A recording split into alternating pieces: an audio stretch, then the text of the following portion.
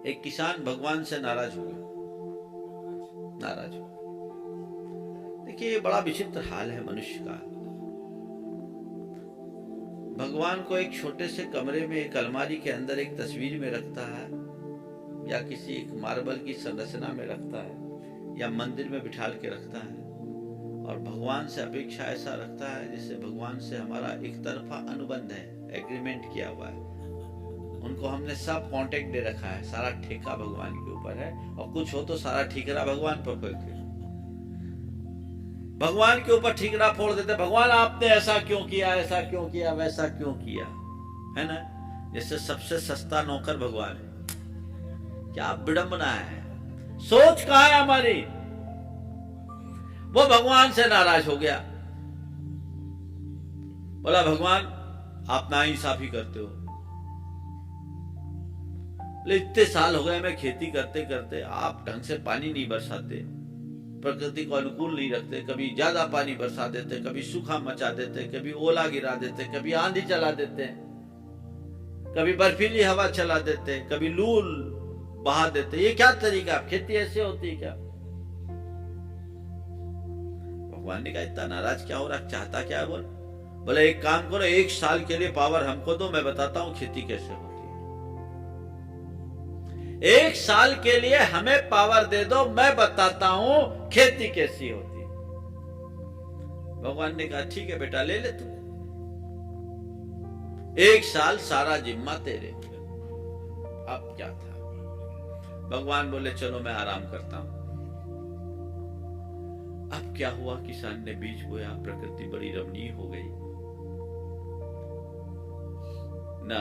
अधिक समय पर जब बारिश की जरूरत थी तब बारिश हुई, धूप भी ज्यादा नहीं हुई, आंधी भी नहीं चली, बर्फीली हवा भी नहीं चली, ओले भी नहीं पड़े। फसल बहुत बढ़ गई। लहलहाती फसल देखकर किसान की छाती फूल गई। उसने कहा देख, भगवान से बड़ी समझ तो मेरी, भगवान से बड़ी समझ तो मेरी है। फालतू भगवान ऐसा उत्पात मचाते हैं।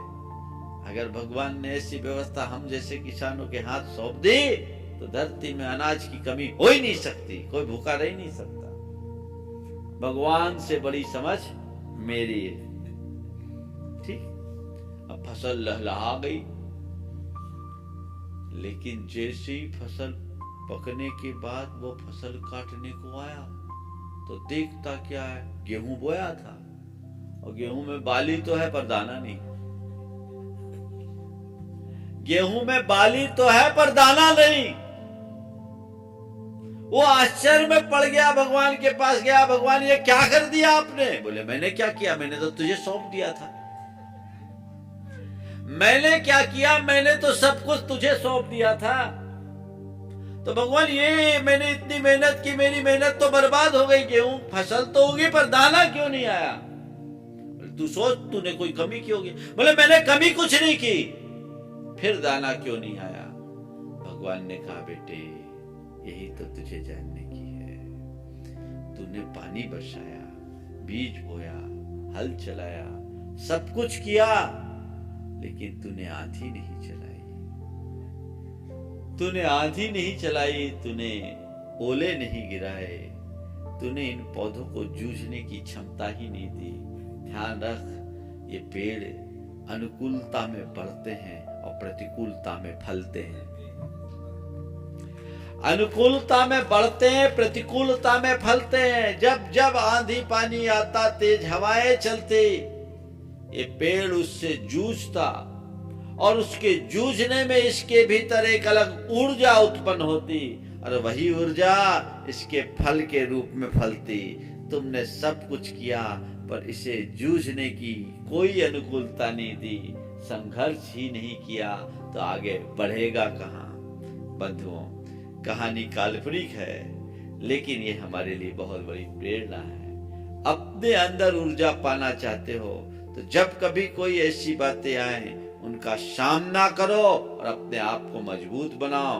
अनुकूलता में मत जियो, थोड़ी थोड़ी प्रतिकूलता को अपनाने की कोशिश करो। कष्टों को सहो, शारीरिक मानसिक कष्टों को सहने का अभ्यास बनाओ। लग्जीरियस ज्यादा मत बनो। तो चुनौती लेना कुछ अर्थ में अच्छा है।